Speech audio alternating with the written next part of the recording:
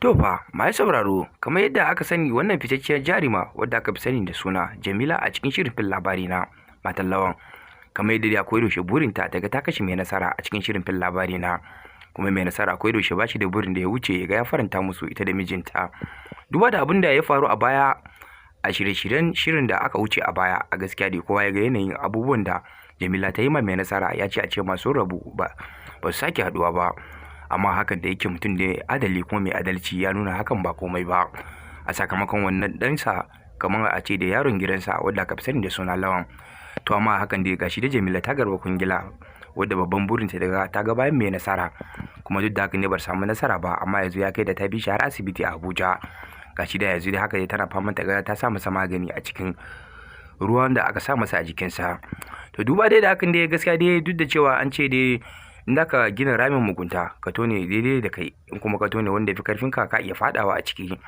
To duba dai da alamu da ya nuna cewa Jamila ta yin biyu babu.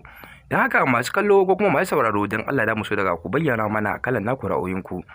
Na san da cewa babu wanda dai so a ce cewa yar uwarsa ko kuma kanwansa ko kuma yarsa a ce ta kasance mai irin wannan hali irin na Jamila a cikin shirin fil labari na. Don haka menene kalan shawarorinku da za ku bayar, wani irin hukunci ya dace a yanke ma Jamila inda har asirin ta ya sake tonuwa. Kuma bayan haka dan Allah muna so idan dai wannan shine farkon ziyartar mu a wannan tashar namu mai albarka, da mu so dan Allah da ku sa domin ku danna mana subscribe kana da alamar kararrawa, dan haka yake ba mu daman ci gaba da za ku don ku cika kura watannin.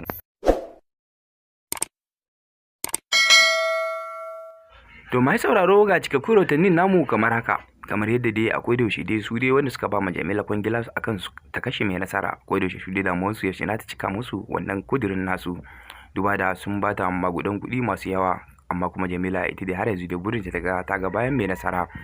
To a gaskiya kai cinta tunda dai duk da wannan adalcin da mai nasara ya musu, bata da wannan burin kamar haka, kamar yadda dai kawanta dai akwai da yaushe ita kuma bata da burin da ya wuce daga ta faranta ma mai nasara mijinta, duk da cewa ta yi kuskure a baya sanadiyar rashin yarda da shi ya kawo silan da yanke jiki ya faɗi.